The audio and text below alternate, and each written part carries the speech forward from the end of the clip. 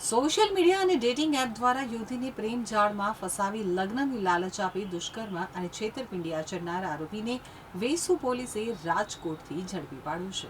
સુરતના વેસુ પોલીસ મથકમાં નોંધાયેલી ફરિયાદ મુજબ રાજકોટ ખાતે રહેતા આરોપીએ સોશિયલ મીડિયા પ્લેટફોર્મ અને ડેટિંગ એપ મારફતે સુરતની એક યુવતી સાથે મિત્રતા કેળવી હતી. આરોપીએ પોતે હિન્દુ અને અપરિણિત હોવાનું ખોટું જણાવી યુવતીને લગ્ન કરવાની લાલચ આપી વિશ્વાસમાં લીધી હતી. ત્યારબાદ સુરત અને દ્વારકાની અલગ અલગ હોટેલોમાં લઈ જઈ યુવતી સાથે અવારનવાર મરજી વિરુદ્ધ શારીરિક સંબંધ બાંધ્યા હોવાનો આક્ષેપ છે. આ દરમિયાન આરોપીએ વિવિધ બહાના બતાવી યુવતી પાસેથી આશરે ₹3,50,000 પણ મેળવ્યા હતા.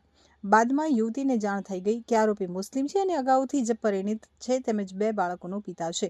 તો યુવતીએ લગ્ન અંગે વાત કરતા આરોપીએ ટાળટૂળ શરૂ કરી અપમાનિત કરી સંબંધ તોડી નાસી છૂટવાનો પ્રયાસ કર્યો હતો.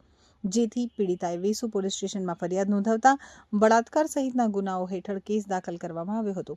આખરે વેસુ પોલીસે ટેકનિકલ સર્વેલન્સ, બાતમીદારો અને રાજકોટ પોલીસની મદદથી આરોપીને શોધખોળ કરી તેને રાજકોટથી ઝડપી પાડ્યો હતો. હાલ આરોપીની વધુ પૂછપરછ ચાલી રહી છે અને સમગ્ર મામલે વધુ તપાસ હાથ ધરવામાં આવી રહી છે.